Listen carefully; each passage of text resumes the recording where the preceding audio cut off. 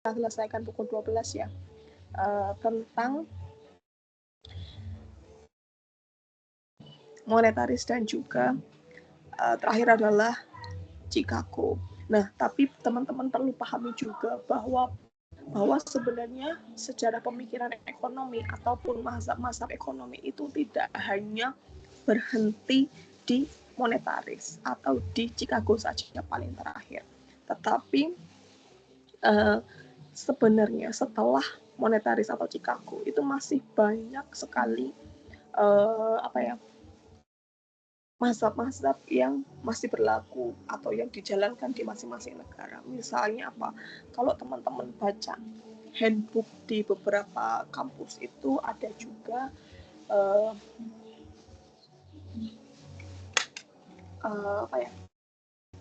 mazhab ataupun kelas mengenai misalnya Indian economy dan seterusnya. Jadi ada beberapa mazhab-mazhab lainnya selain mazhab Chicago ini. Jadi kita bilang bahwa Chicago ini sebenarnya juga bukan terakhir gitu.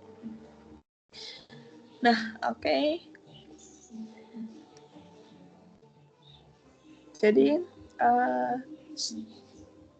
background ataupun latar belakang dari mazhab ini itu sebenarnya hampir sama dengan Keynesian gitu. Jadi teman-teman ingat di German Historical School itu kan tidak semua negara itu memang mayoritas menerapkan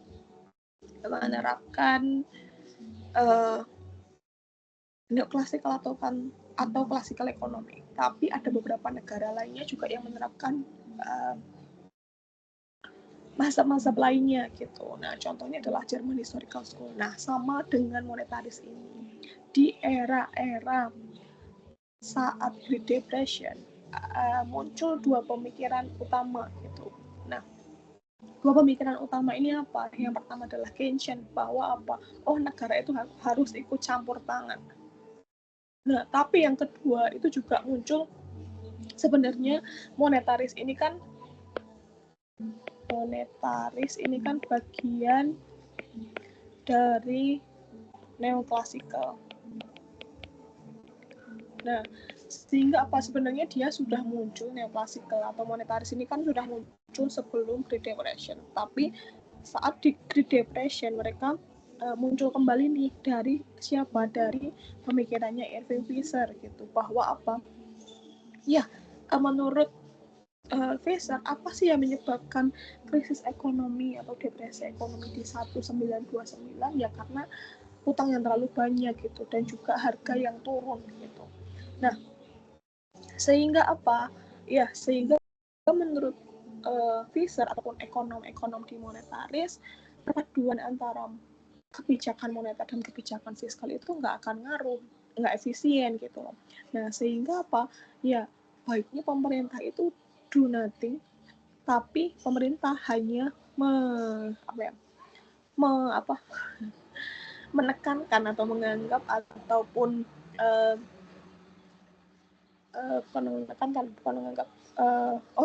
ya udah pemerintah hanya set money supply aja gitu menurut monetaris ekonomi. Nah, tapi nanti kita akan bahas secara mendalam lagi ya rekan-rekan, apa sih mazhabnya, mazhab utamanya, kemudian gimana kontribusi masing-masing aktor, lasting contribution dan seterusnya. Kemudian apa sih perbedaan antara monetaris dan juga Keynesian di dalam mengatasi sebuah krisis, melihat fenomena ekonomi dan seterusnya. Nah, nanti di sela-sela monetaris kita akan presensi ya. Saya takutnya nanti rekan-rekan harus menjalankan kewajiban ibadahnya, takut terganggu. Nah, kalau kita melihat lagi nih rekan-rekan, skala waktu ide-ide pemikiran ekonomi. Nah, ada jalur langsung atau bisa dikatakan bahwa monetaris ini bagian dari neoklasikal ekonomi. Nah, jadi setelah Great Depression di tahun 1929, monetaris ini muncul lagi, dan tidak hanya monetaris ya, Keynesian juga muncul dan seterusnya terus juga muncul mengatakan ataupun mencoba melihat fenomena yang terjadi saat Great Depression. Apa sih sebenarnya yang menyebabkan ekonomi itu boom dan bust, kemudian apa yang perlu dilakukan dan seterusnya. Nah, kemudian apa sih terobosan terbaru dari monetaris yang tidak ditawarkan oleh ekonom-ekonom atau masa-masa sebelumnya? Jadi yang pertama adalah ini, klasikal Marxisme dan juga marginalis atau neoklasikal itu memandang uang atau tidak memandang uang itu meremehkan peran uang gitu. Sorry. Mereka memandang bahwa ya uang ini hanya faktor dasar, kemudian tidak penting ataupun hanya sebagai alat tukar menukar saja. Nah, antara harga gitu. Nah, kemudian sehingga apa? Sehingga mereka percaya bahwa kuantitas output mempengaruhi harga, bukan sebaliknya. Kan Q mempengaruhi P yang mereka percayai, bukan sebaliknya. Padahal di dalam dunia nyata bisa saja kan P ini mempengaruhi Q dan seterusnya. Nah, kemudian ekonom selanjutnya sebalik, yakni adalah Wiesel dan juga Keynes berpikiran sebaliknya seperti apa? Yakni adalah mencoba mengkombinasikan antara fiskal dan juga moneter untuk melihat proses gimana sih krisis Great Depression itu terjadi gitu.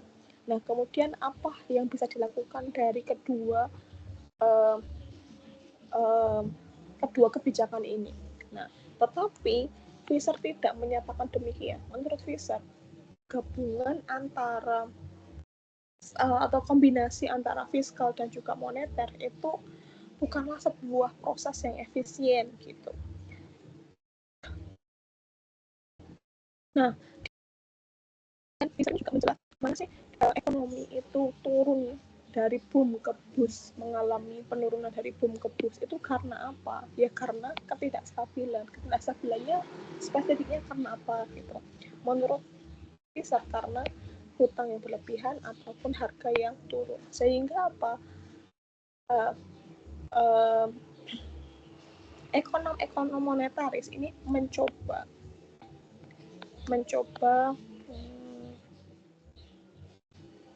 ataupun bukan mencoba berasumsi bahwa uang ini sangat penting di ekonomi, bukan hanya basic faktor saja gitu. Nah, kemudian semakin diperkuat juga dengan dengan pemikirannya atau analisis Marshallian bahwa ya sebenarnya ada loh hubungan antara uang dan juga kuantitas gitu loh. Nah, ada hubungannya antara volume perdagangan dengan uang luas, broad money dan seterusnya. Sehingga ya kalau ada hubungan ya berarti tidak hanya Q mempengaruhi P saja, mungkin bisa sebaliknya gitu. Nah, sehingga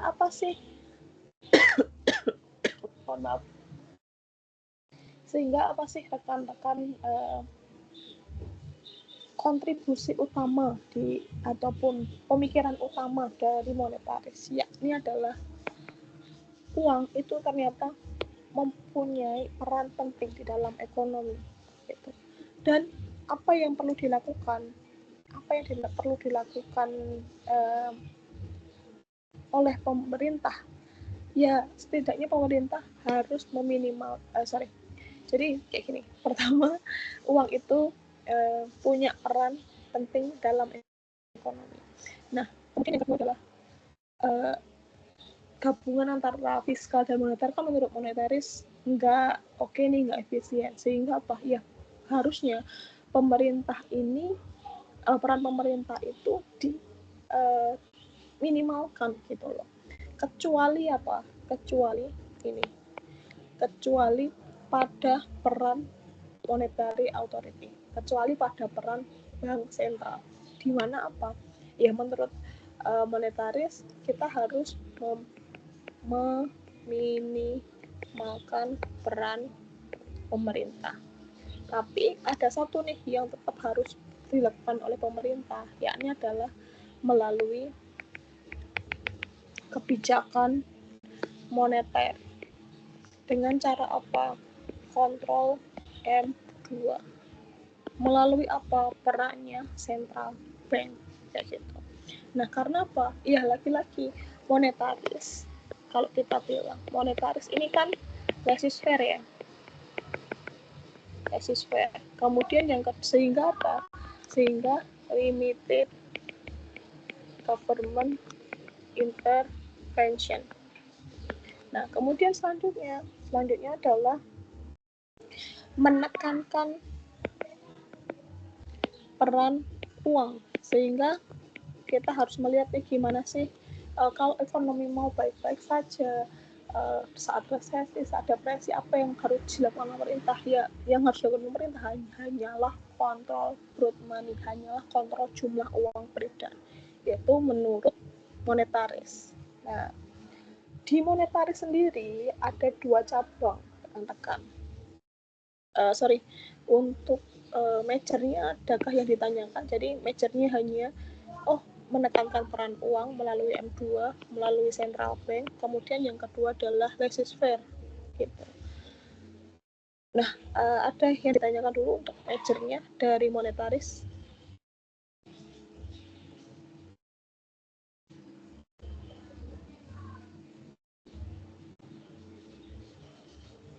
Ya ada ya. Oke, saya lanjutkan.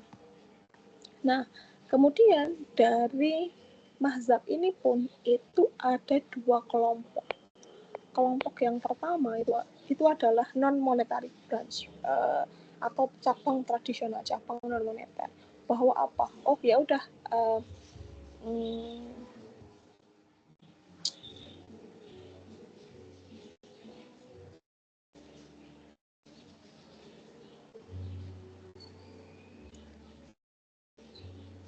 uang sebagai faktor dasarnya aja. Nah, kapan kita memandang uang ataupun cabang-cabang non moneter ini melihat bahwa apa? Bahwa ya yang terpenting itu adalah gimana sih pendapatan, investasi, tabungan atau tabungan atau investasi individu atau perusahaan. Sedangkan cabang yang kedua itu adalah monetary branch. Monetary branch ini adalah ya sebenarnya monetaris ini memandang bahwa sebenarnya faktor-faktor moneter ataupun tadi money supply itu sebenarnya itu adalah faktor real yang mempengaruhi ekonomi secara keseluruhan. Jadi yang pertama itu adalah uang sebagai faktor dasar, yang kedua adalah uang itu adalah faktor real yang mempengaruhi ekonomi secara keseluruhan. Jadi ada 2 cabang. Nah, aktornya. Jadi kita akan membahas mengenai aktor. Aktornya kita punya 3. Yang pertama adalah Wiesel, Autry, dan juga yang ketiga adalah Visser. Nah, jadi kita akan melihat nih, membandingkan antara 3 tokoh ini. Gimana sih pemikiran mereka dan seterusnya. Nah, bentar saya atur dulu. Tokoh yang pertama itu adalah Wiesel. Wiesel kontribusi paling terkenalnya adalah mengenai return to scale. Bahwa apa? Ya, return atau hasil dari sebuah perusahaan itu bisa konstan, increasing, decreasing. Udah gitu aja. Sesuai dengan size mereka, sesuai dengan ukuran perusahaan itu. Misalnya apa? Oh, perusahaannya ekspansi nih. Nah, saat mereka ekspansi, nah hasilnya itu bisa decrease, konstan, ataupun increasing. Nah, kemudian yang kedua adalah pemikiran Autry selanjutnya adalah the role of interest rate, peran dari interest rate, peran dari tingkat suku bunga di dalam mencapai sebuah peran R dalam stabilisasi. Nah, misalnya kita mau stabilisasi nih, misalnya nilai tukar rupiah sekarang yang melemah. Apa sih yang bisa dilakukan? Ya, mau stabilisasi nilai tukar, ya kita harus menaik turunkan tingkat suku bunga gitu, atau misalnya BI rate gitu, BI 7-day repo rate. Nah, tapi gimana responnya? Ya responnya ya tergantung masing-masing orang. Misalnya apa di sini kita akan membahas lagi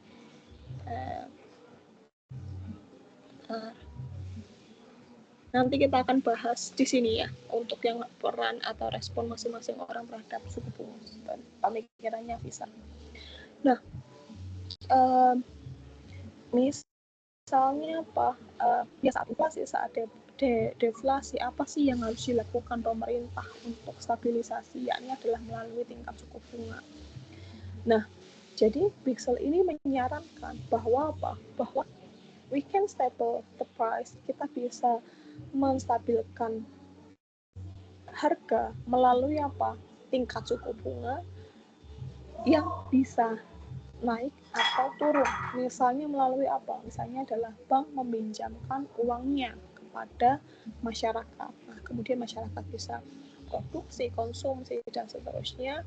Kemudian stok barangnya akan meningkat dan kemudian harga akan turun. Nah, itu menurut Wixel bahwa apa? Untuk menstabilisasi ekonomi kita perlu peran dari sebuah peran suatu variabel, yakni adalah interest rate.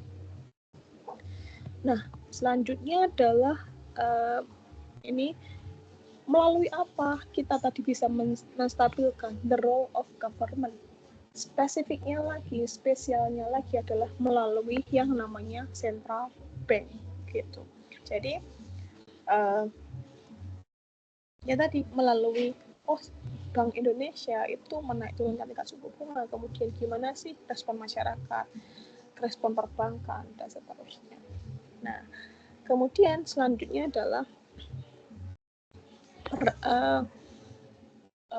kontribusi Wixel selanjutnya adalah Wixel ini dikenal sebagai Bapak Stockholm Economics. Apa sih? Jadi sebenarnya Wixel ini memperkenalkan mengenai saving investment approach, pendekatan tabungan dan juga investasi di dalam ekonomi. Nah, sehingga apa? Menurut ini harusnya enter ya rekan-rekan. Jadi Bapak Stockholm Ekonomi bahwa beliau menjelaskan tentang hubungan atau pendekatan antara saving dan juga investment. Nah, kemudian selanjutnya kontribusi yang saya akan sampaikan, kontribusi terakhir dari Wixel ini adalah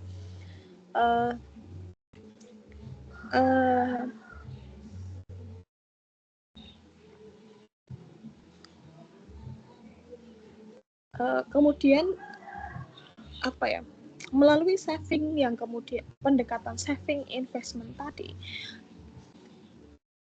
ide-ide atau pendekatan dari Wixel ini akan menjelaskan gimana sih kerja tentang uang, kemudian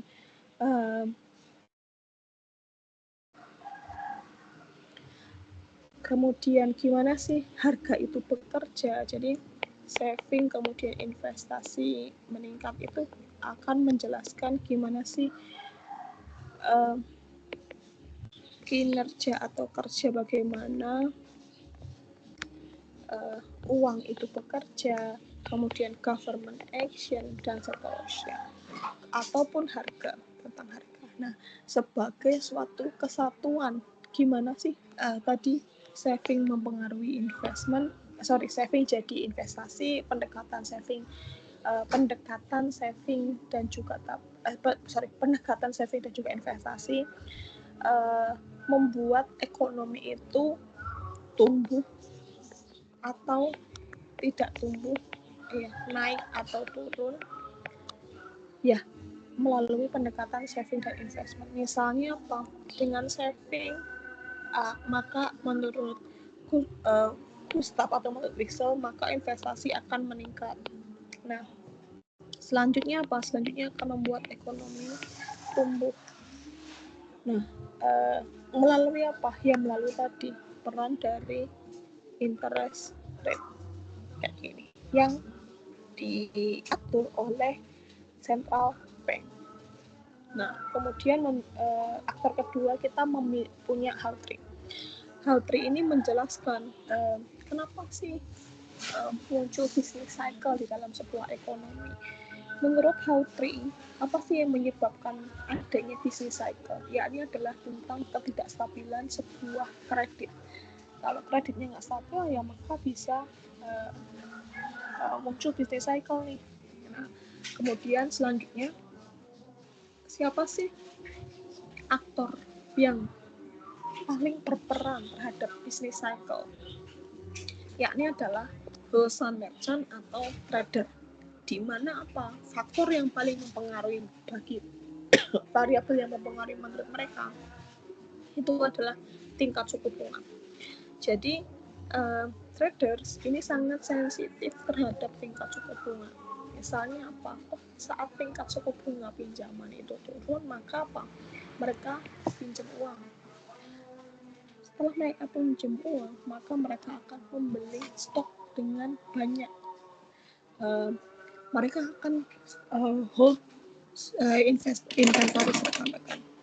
Nah, sebaliknya, saat tingkat suku bunga pinjaman tinggi, maka mereka cenderung untuk tidak menambah stok mereka, tidak menambah inventoris mereka, sehingga apa? Harga naik.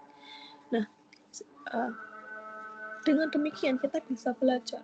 Menurut Haltri, siapa sih aktor yang paling berperan dalam business cycle? Ya, wholesale merchant ataupun trader, di mana apa? Faktor yang paling mempengaruhi, faktor variabel yang paling mempengaruhi ini adalah tingkat suku bunga gitu. Sehingga apa? Lagi-lagi menjelaskan kepada kita bahwa apa? Ya, tingkat suku bunga ataupun monetary policy ini yang penting bagi sebuah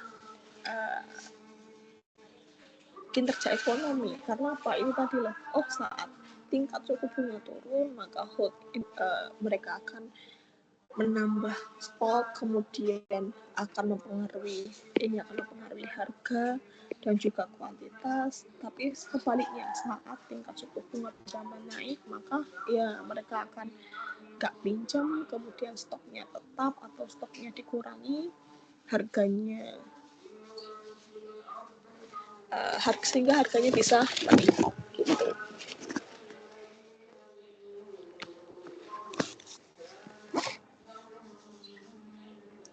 Nah, faktor terakhir kita punya Fisher gitu. Jadi Fisher ini sebentar.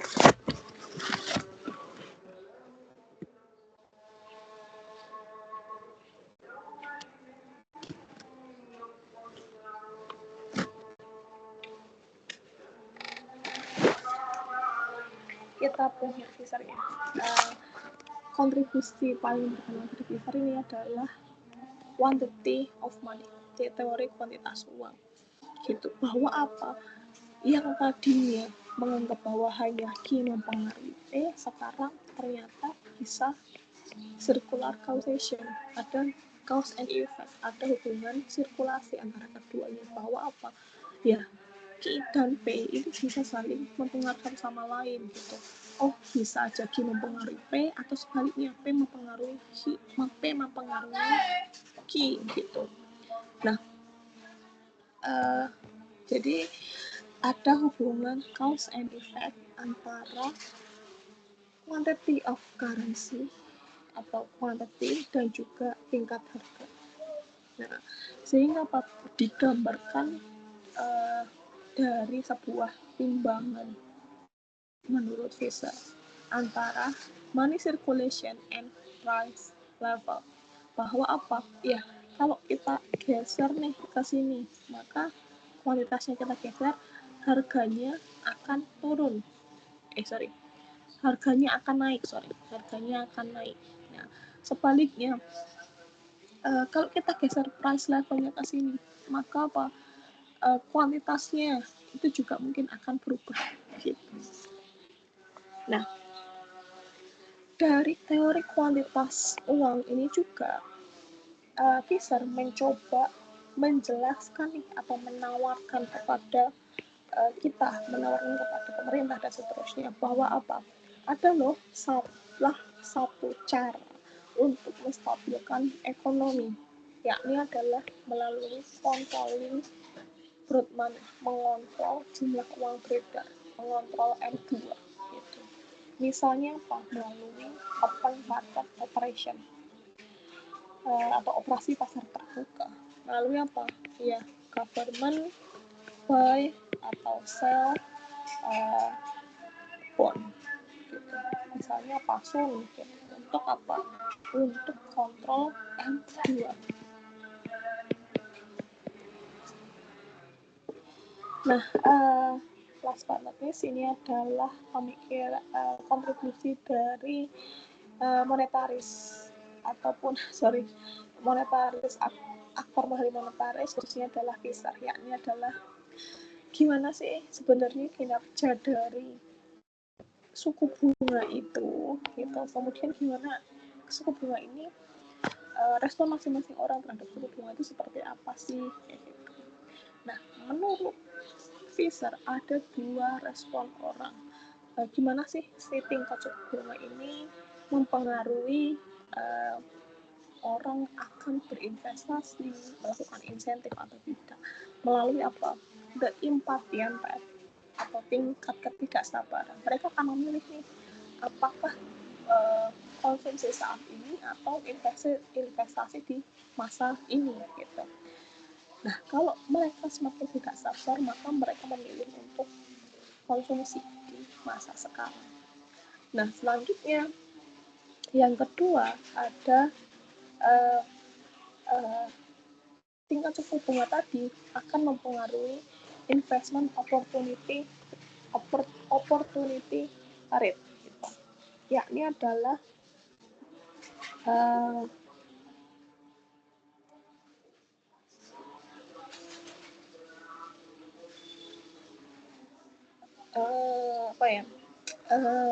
investment opportunity rate ini dipengaruhi oleh faktor-faktor real seperti apa? Kualitas dan juga kuantitas dari resources dan juga teknologi gitu. Jadi kita mau memutuskan investasi sekarang atau masa depan tergantung tingkat ketidaksabaran kita. Kalau semakin kita tidak sabar, ya kita investasi di masa yang akan datang. Kita pilih konsumsi di masa saat ini. Yang kedua adalah berapa sih yang mau kita investkan, tergantung dari opportunity rate-nya, yakni adalah dipengaruhi oleh faktor-faktor real seperti apa, kuantitas dan juga kualitas sumber daya, dan juga gimana sih kemajuan teknologi. Tapi Fisher ini juga berasumsi bahwa, atau mengatakan bahwa ya gimana sih tingkat suku bunga, respon kita terhadap tingkat suku bunga, apakah impatient rate-nya tinggi atau rendah, apakah opportunity rate-nya tinggi atau rendah. Menurut Fisher, hal ini subjektif, beda orang akan beda responnya gitu. Tapi setidaknya menurut Fisher ada 2 perilaku orang, dua perilaku atau 2 respon saat dinaik turunkannya sebuah tingkat suku bunga. Nah, kita akan skip yang ini ya rekan-rekan, karena ini sebenarnya sama aja. Ini harusnya karena saya mengcopy dari Bro harusnya P star, P head, tapi kelewat gitu. Tapi karena tinggal kopas dari Bro sehingga formatnya hilang. Formatnya nggak bener. Nah, selanjutnya kita akan melihat gimana sih cara atau perbedaan pandangan nyata antara monetaris dan juga Keynes dalam memandang sebuah fenomena gitu. Misalnya saat krisis gitu, gimana sih caranya menstabilkan ekonomi? Menurut monetaris, ya melalui kita harus setting jumlah uang beredar, kita harus kontrol jumlah uang beredarnya dong gitu. Untuk apa? Stabilisasi ekonomi. Berbeda dengan Keynes, gimana sih caranya kita stabilisasi ekonomi? Ya melalui government intervention, the role of government, misalnya apa? Pemerintah memberikan BLT, cash transfer dan seterusnya. Nah, kemudian perbedaan pandangan terhadap fenomena ekonomi. Menurut monetaris, apa sih penyebab dari sebuah inflasi? Kenapa sih inflasi terus meningkat? Karena ya lagi-lagi karena jumlah uang beredar yang sangat-sangat tinggi. Nah, sebaliknya, menurut Keynes, kenapa sih muncul inflasi? Karena apa? Tax yang tinggi atau government spending yang diturunkan. Nah, sehingga apa sih lasting contribution atau pemikiran-pemikiran yang masih abadi hingga saat ini. Yang pertama adalah mengeksplor area-area yang diabaikan di masa lalu, bahwa ternyata uang itu juga punya peran penting di dalam sebuah ekonomi gitu. Kemudian yang kedua adalah memasukkan pemikirannya analisis moneter terhadap teori ekonomi gitu. Tetapi ada kelemahannya juga bagi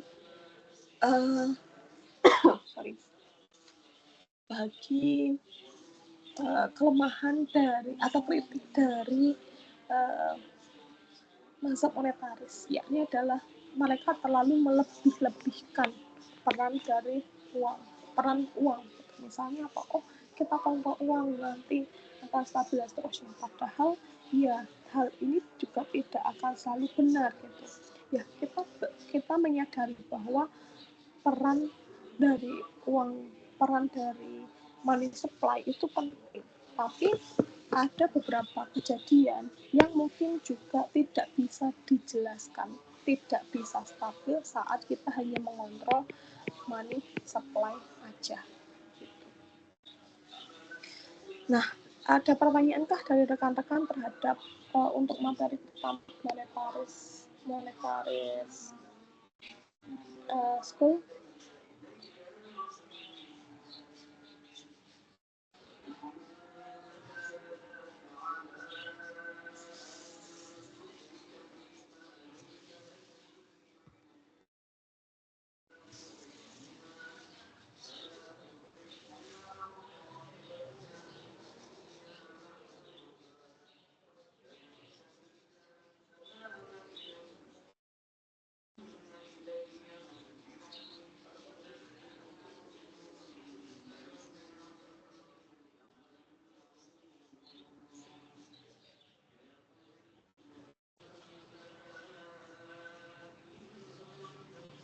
Nah, ada pertanyaankah dari rekan-rekan untuk monetaris?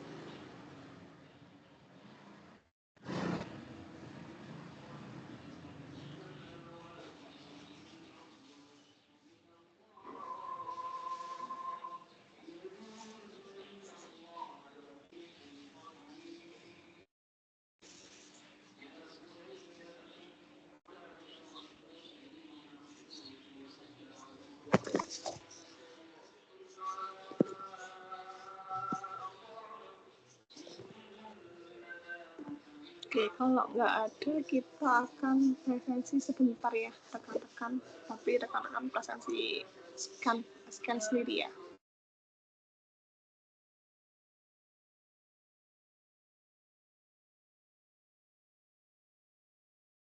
Ya, sorry. Mungkin saat rekan-rekan presensi, saya bisa tanya satu hal ya. Tadi kan ada kritik nih dari mazhab moneter, melebih-lebihkan peran uang. Nah, apakah kalian setuju bahwa hal itu memang jadi kelemahannya monetaris?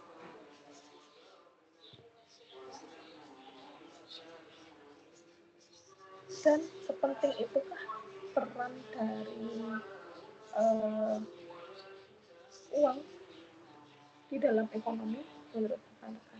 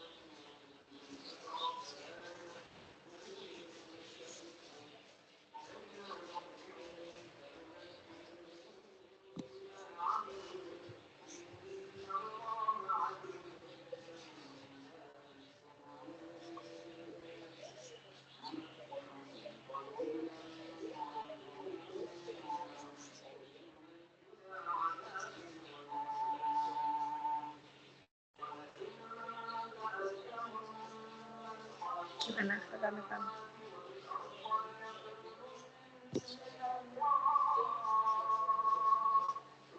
Tiga tujuh mahasiswa ya. Tadi kita kurang nunggu sedikit, terus kita bisa lanjut ke materi selanjutnya.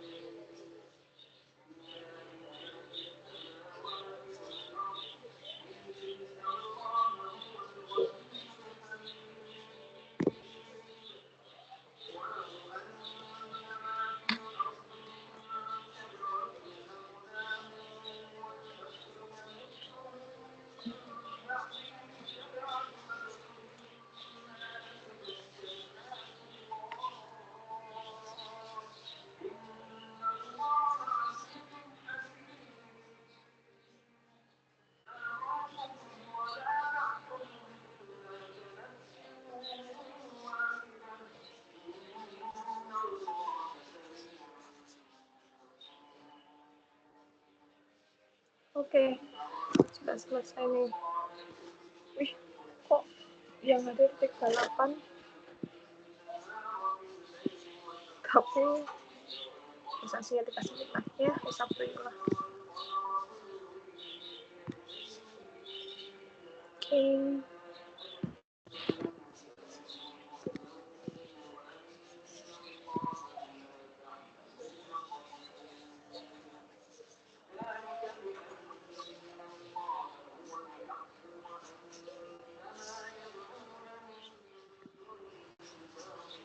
Jadi rekan-rekan setuju nih tadi dengan kritiknya ekonom-ekonom ya, bahwa peran uang terlalu berlebihan di dalam ekonomi gitu.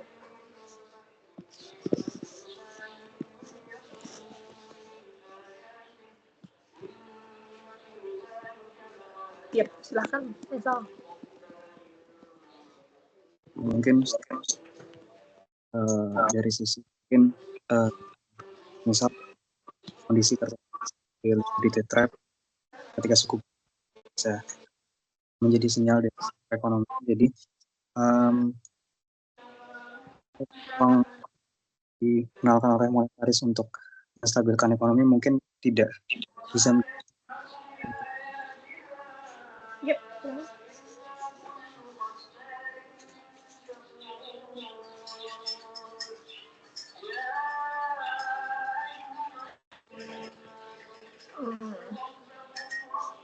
Jadi menurut Anda pada momen-momen tertentu memang kebijakan moneter lebih efektif dan pada masa tertentu juga kebijakan fiskal lebih efektif gitu ya. Nah, sorry rekan-rekan, ternyata saya salah upload untuk Chicago School-nya. Saya nanti akan re-upload ulang ya rekan-rekan untuk Chicago School-nya.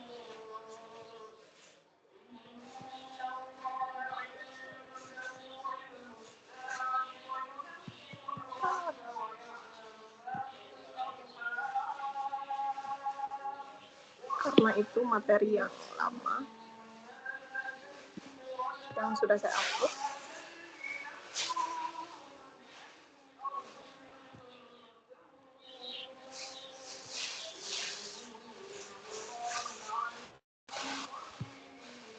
Harusnya materi ini yang saya upload, tapi salah.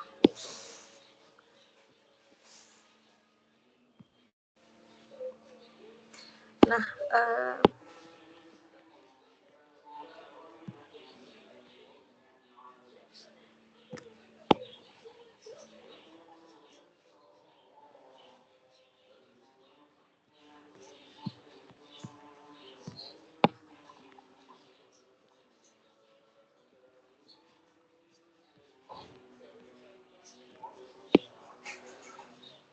oke. Nah, kita mulai ya. Nah, sebenarnya kenapa sih muncul Chicago School gitu? Apa sih latar belakang dari mazhab ini? Jadi yang pertama itu adalah di saat oil boom gitu. Kita memang dapat anugerah ya dari oil boom, bahwa apa? Oh, oil boom meningkatkan GDP kita karena kita negara pengekspor minyak pada masa itu. Tapi gimana dengan negara-negara yang mengimpor minyak?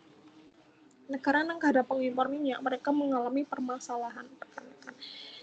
Nah, permasalahannya yakni adalah kan menurut Keynes kan seperti ini. Sebenarnya Keynes ini mendominasi dari beberapa negara, pemikirannya Keynes ini diaplikasikan di beberapa negara dan mendominasi ekonomi selama 3 periode setelah Perang Dunia Kedua. Nah, ada menurut Keynes sebenarnya ada trade-off loh antara unemployment rate, pengangguran, dan juga inflasi. Ini saya sajikan 2 perbandingannya juga. Misalnya apa? Saat kualitas itu turun, maka apa? Pengangguran meningkat. Nah, kemudian apa yang dilakukan pemerintah? Apa yang harus dilakukan? Menurut Keynes adalah government spending. Saat government spending dinaikkan, maka kuantitas akan meningkat, job creation akan meningkat juga, maka mengatasi masalah unemployment rate. Dan menurut Keynes ada asumsi bahwa ada trade-off antara unemployment rate dan inflasi. Nah, tetapi yang terjadi saat oil boom yakni adalah Keynes tidak bisa menjelaskan fenomena yang terjadi. Yang terjadi adalah tingkat harga meningkat, inflasi meningkat, pun pengangguran juga meningkat. Sehingga apa? Mazhab Chicago ini memandang bahwa ya sebenarnya atau hal ini berarti teori-teori atau asumsi-asumsi dari Keynes ini nggak realistis dong gitu. Wong nyatanya inflasi naik, pengangguran juga naik kok gitu. Sehingga apa? Mereka mencoba ataupun menolak nih pemikirannya Keynesian, Pico maupun Robinson gitu. Dan Chicago School ini sebenarnya adalah New Classicism atau perpanjangan tangan dari klasik gitu. Sehingga apa? Mereka akan mencoba untuk meminimalkan, melimitasi peran pemerintah gitu. Nah, kemudian caranya apa sih yang perlu dilakukan gitu? Untuk apa? Untuk menstabilkan ekonomi, yakni adalah melalui kontrol money supply, kontrol jumlah uang beredar. Misalnya apa? Oh, yang terjadi pada masa itu kan oil boom, kemudian harga melambung sangat tinggi. Apa yang dilakukan? Oh ya udah menyalurkan kredit aja gitu. Karena apa? Itu bisa membantu si pengusaha gitu. Tetapi hati-hati juga saat menyalurkan kredit. Maka pada masa itu kredit lancar, tetapi di sisi lain muncul juga kredit monitoring program. Karena apa? Anggapannya apa sih yang menyebabkan Great Depression dan seterusnya? Karena kan kredit yang berlebihan. Sehingga apa? Diluncurkan program-program perbankan lainnya, yakni adalah kredit diluncurkan tetapi harus dimonitoring juga. Nah, sehingga apa sih mazhab utama dari atau pemikiran atau kontribusi utama, asumsi utama dari mazhab ini? Yakni adalah yang pertama adalah masing-masing orang itu mencoba memaksimalkan tingkat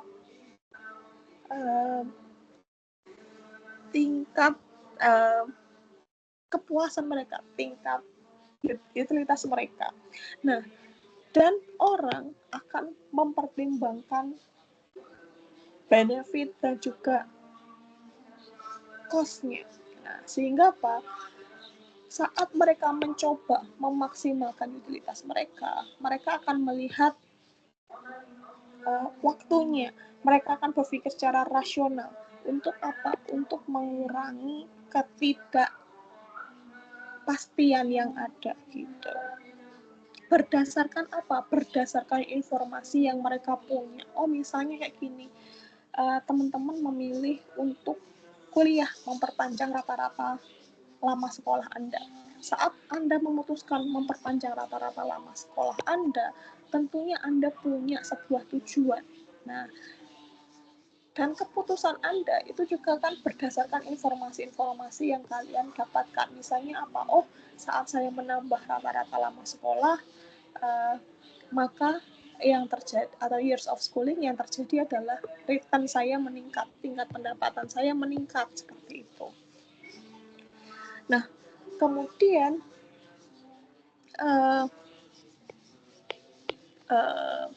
kontribusi kedua atau asumsi keduanya adalah sebenarnya mereka setuju bahwa ada kekakuan upah dan juga harga. Tetapi yang paling penting menurut mereka adalah sebenarnya harga dan upah itu sebenarnya dalam jangka pendek mendekati kompetitif, mendekati jadi gampangnya gini, tingkat harga dan upah di dalam jangka panjang mereka mendekati pasar kompetitif gitu. Karena apa? Ya sebenarnya kan kalau harga mencerminkan peluang ya. Sehingga apa? Kalau misalnya harganya tinggi, kemudian returnnya, profitnya juga tinggi. Nah, maka yang terjadi adalah banyak orang usaha nih di bidang ini. Nah, sehingga apa? Harganya turun, profitnya turun, harganya turun, dan seterusnya. Sehingga ini sebenarnya kan sama kayak asumsi di dalam plastik ya, bahwa apa? Bahwa ya pasar itu adalah pasar dalam keadaan kompetitif melalui apa ini tadi, konsep persaingan, konsep invisible hand yang kita ketahui itu kan berasal dari konsep persaingan. Bahwa apa? Ada satu monopolis nih, dia menetapkan harga tinggi, profitnya dia dapat tinggi, maka apa? Akan membuat orang lain ikut gabung di pasar tersebut menjadi duopoli, oligopoli, dan seterusnya, dan in the end akan mendekati perfect kompetitif. Gitu. Nah, selanjutnya adalah orientasi terhadap matematis. Nah, mazhab Chicago ini bergantung atau menggantungkan dirinya pada teori matematis, tidak seperti mazhab-mazhab neoklasik lainnya gitu. Nanti kita pelajari ya di dalam salah satu aktor nanti ada. Kemudian selanjutnya adalah menolak pemikirannya Keynesian gitu. Bahwa mereka kan percaya nih, mereka kan klasisisme, mereka kan new classicism. Nah, karena mereka new classicism, mereka percaya nih bahwa perekonomian akan menyesuaikan dan mengatur dirinya sendiri. Gitu. Misalnya apa?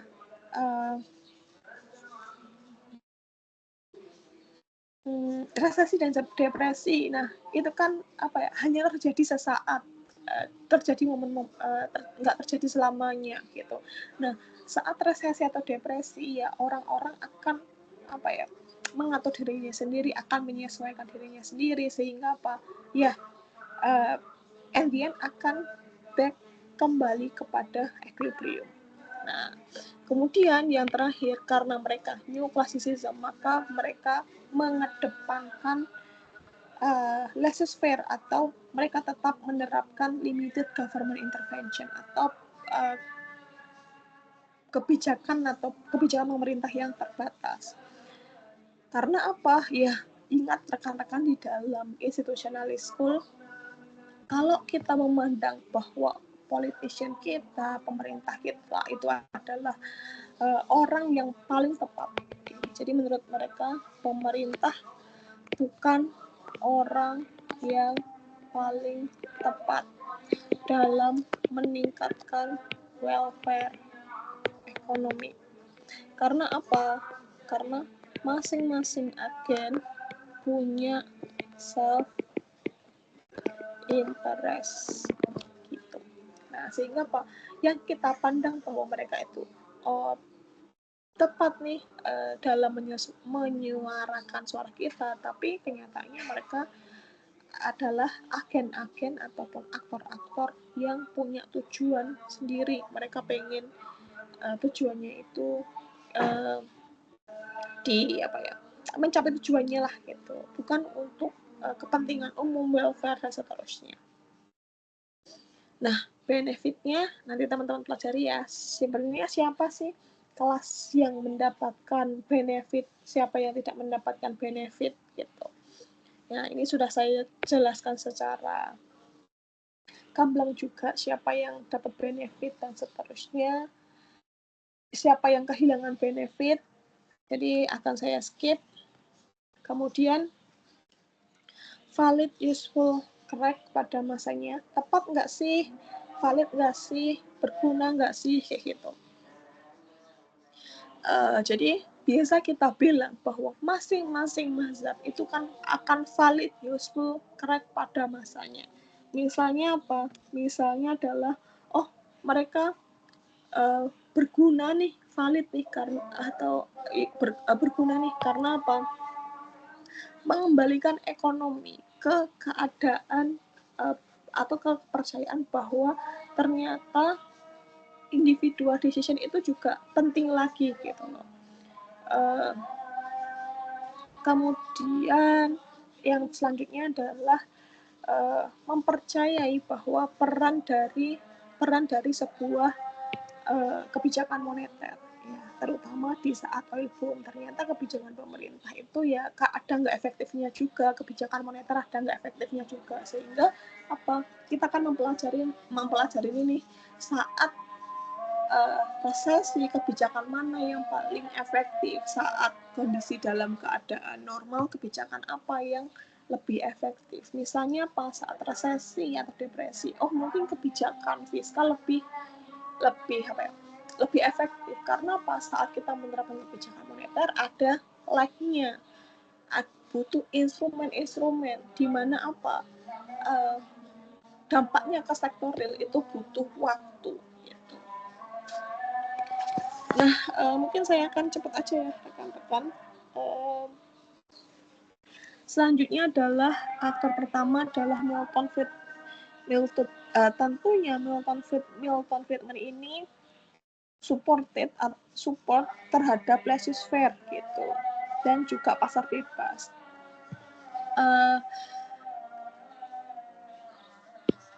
Karena apa? Ya, menurut Milton Friedman, government spending ini yang akan menyebabkan inflasi gitu. Kita bisa lihat dari tabel ini. Misalnya adalah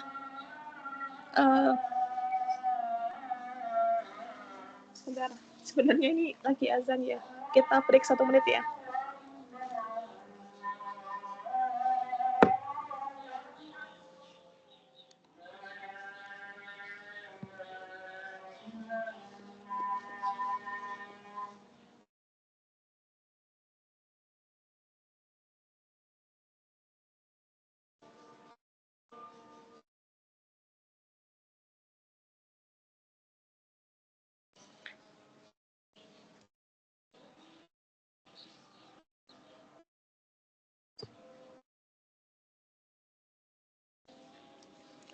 Oke. Nah, kita lanjutkan. Jadi ini ada 2 perbandingan. Yang pertama kebijakan moneter, satunya adalah kebijakan fiskal. Nah, Friedman ini membandingkan antara 2 kebijakan ini. Menurut Friedman, demand for money, permintaan terhadap uang itu bisa diprediksikan melalui apa? Melalui perilaku masyarakat. Sehingga apa? Ya, yang perlu dilakukan pemerintah ya kontrol money supply aja gitu. Berbeda dengan kebijakan fiskal. Saat pemerintah mengeluarkan belanja, pemerintahnya melakukan government spending, maka apa? Maka yang terjadi adalah mungkin kan beberapa negara itu yang mempercepat unemployment rate mengurangi unemployment tanpa menambah inflasi. Tapi yang terjadi kan unemployment mungkin menurun, tapi inflasi kan meningkat kan gitu. Nah, sehingga apa? Menurut Friedman, dia inflasi ini bisa memperparah atau menghasilkan dampak juga terhadap efisiensi sebuah ekonomi gitu. Nah, sehingga menurut Friedman, ya sebenarnya yang perlu diatur itu adalah money supply-nya, atau government should do nothing but control the money supply. Karena apa? Ya sebenarnya kalau inflasi pemerintah tujuannya adalah unemployment rate tanpa meningkatkan inflasi, itu juga hal yang tidak mungkin juga gitu loh. Karena unemployment rate menurun, inflasi kan meningkat gitu. Nah, kemudian kontribusi Keynes selanjutnya adalah Keynes mencoba melengkapi pemikirannya Keynes terkait dengan consumption function. Dan menurut Keynes, konsumsi itu kan fungsi dari pendapatan disposable ya. Nah, tetapi apa sih kontribusinya dari Friedman? Friedman menyatakan bahwa konsumsi seseorang tergantung dari permanent income mereka.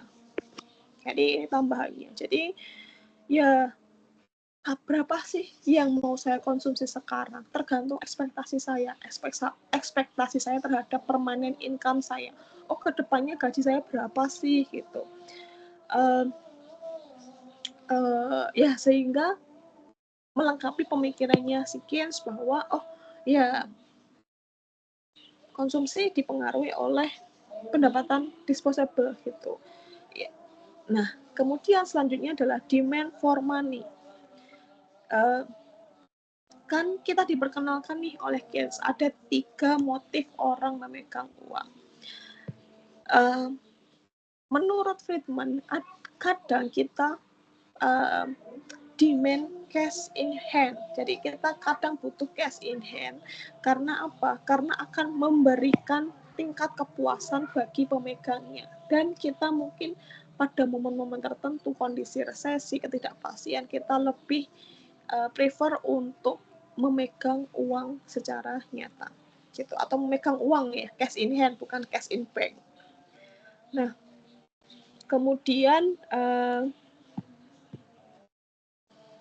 tadi modern quantity theory of money, bahwa ada hubungan antara money supply dan juga inflasi, sehingga apa?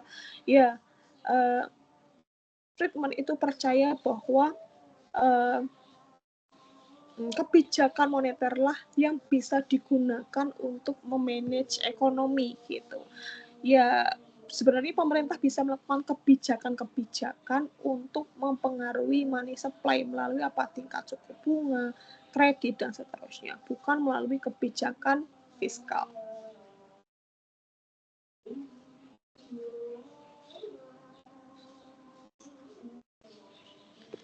Nah, selanjutnya adalah Lukas.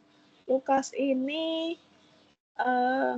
ada beberapa pemikirannya Lukas yakni adalah rational expectation. Jadi ya kita memutuskan berkonsumsi saat ini, kita memutuskan menambah years of schooling ya tergantung dari current stabilization, tergantung dari kondisi saat ini, dan juga berdasarkan informasi yang kita dapatkan gitu. Nah, dan juga menurut Lukas di bagian grafik ini, ya sebenarnya kita tidak bisa membodohi orang-orang gitu. Karena apa? Sebenarnya orang-orang orang itu kan orang kan rasional. Mereka membuat prediksi gimana sih kehidupan mereka di masa yang akan datang. Kalau kalian menambah years of schooling, gimana sih pendapatan kalian ke depan dan seterusnya, berdasarkan apa? Berdasarkan informasi yang tersedia saat ini. Nah, kemudian kita akan membuat rational expectation tentang masa depan yang ada gitu. Nah, kemudian kita juga akan mengantisipasi efek-efeknya. Oh, misalnya apa? Oh, misalnya saat saya, mungkin saya butuh sertifikasi kompetensi bahasa Inggris nih, saya butuh sertifikasi kompetensi bahasa China nih, karena apa? Sekarang banyak industri Cina yang sedang berkembang di Indonesia dan seterusnya. Nah, sehingga apa? Kita akan menyesuaikan kebiasaan kita gitu. Dan mungkin memahami ataupun berpikir bahwa kebijakan pemerintah itu ya kadang tidak efektif juga, sehingga apa? Ya kita pemerintah itu tidak bisa membodohi orang-orang gitu. Nah, sebenarnya saya jelaskan juga di bagian sini bahwa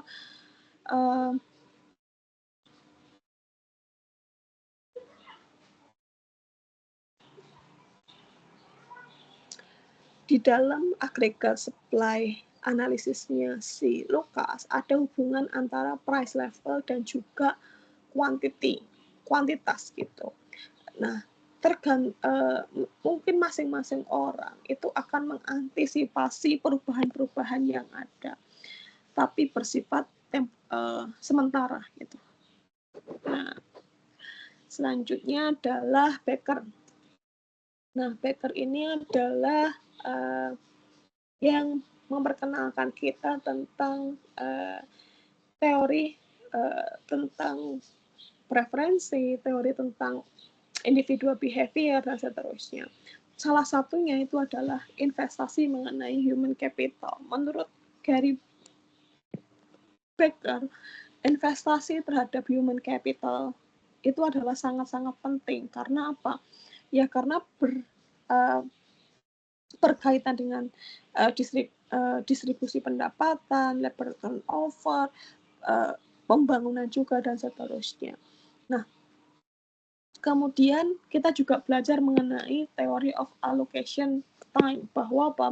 Bahwa berapa sih waktu yang kita korbankan untuk bekerja, maka akan mempengaruhi ataupun mengurangi waktu yang kita keluarkan untuk konsumsi, berleha-leha, dan seterusnya.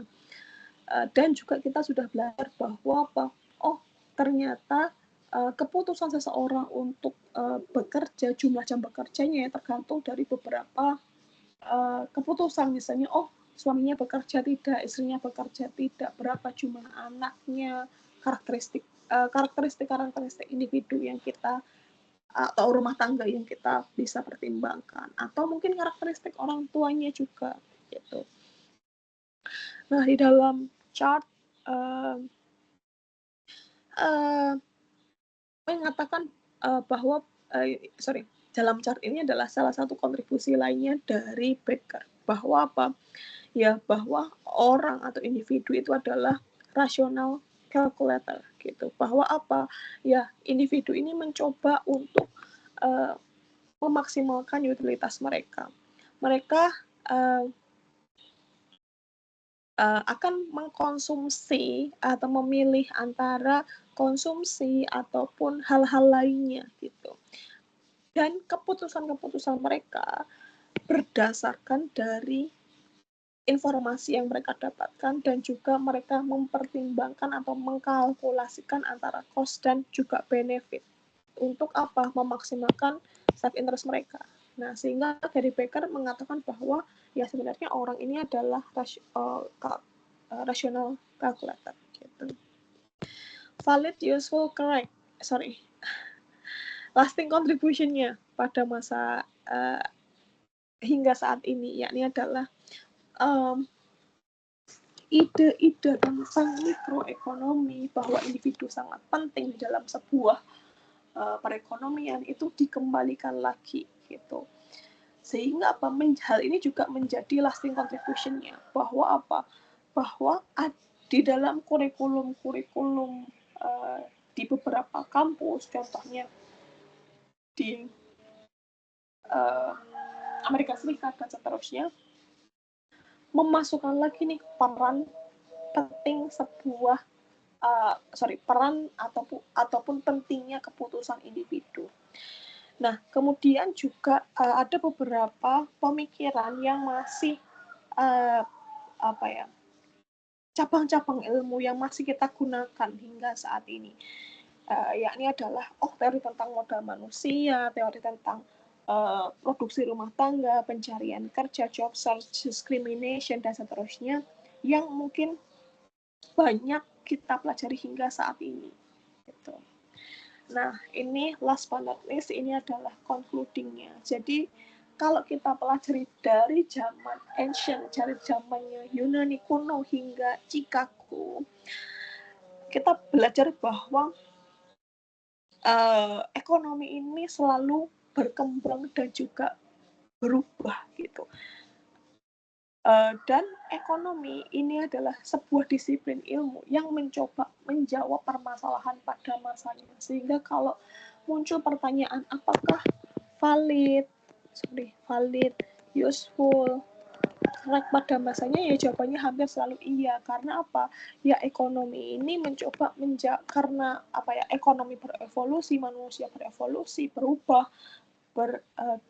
developing juga, maka ekonomi ini adalah dinamik, sebuah ilmu yang dinamis gitu, di mana mereka mencoba ataupun ekonomi itu mencoba menjawab permasalahan di masa mereka. Nah, kemudian yang kedua adalah menekankan lagi pentingnya bahwa individual economics itu juga penting. Yang kita pelajari di awal-awal itu kan mempelajari bahwa makroekonomi penting, gimana sih cara meningkatkan national income dan seterusnya. Tapi kita juga perlu sadar bahwa individual economics, individual decision itu juga sangat pentingnya gitu. Kemudian yang terakhir adalah ekonomi has become increasingly specialized, bahwa ekonomi menjadi fokusnya lebih spesifik, lebih fokus lagi gitu. Misalnya ada kelembagaan, sumber daya manusia, dan seterusnya. Nah, sehingga peran ilmu ekonomi yang menjawab permasalahan di masa mereka gitu. Nah, rekan-rekan, itu yang bisa sampaikan untuk mazhab Chicago dan juga monetaris. Mohon maaf tadi agak terlambat karena saya ingatnya kuliahnya jam 4 sore. Terima kasih atas partisipasinya rekan-rekan. Untuk soal saya juga sebenarnya belum buat, tapi teman-teman bisa memprediksikan ya. Dan teman-teman minta deh soal dari kakak tingkat kalian. Kemungkinan samanya 20-40%, sisanya adalah variasi. Dan pastinya ada satu mazhab yang pasti akan keluar. Dari mana kalian bisa mengindikasikannya? Ya dari setiap saya kelas, saya akan memperbandingkan mazhab ini dengan mazhab ini, mazhab ini dengan mazhab ini. Sehingga muncul nih dua mazhab ataupun satu mazhab yang bisa teman-teman pelajari, teman-teman tekankan. Kayak gitu. Nah, terima kasih ya rekan-rekan. Mohon maaf tadi agak terlambat, saya akhiri untuk semua ya. Terima kasih Ibu.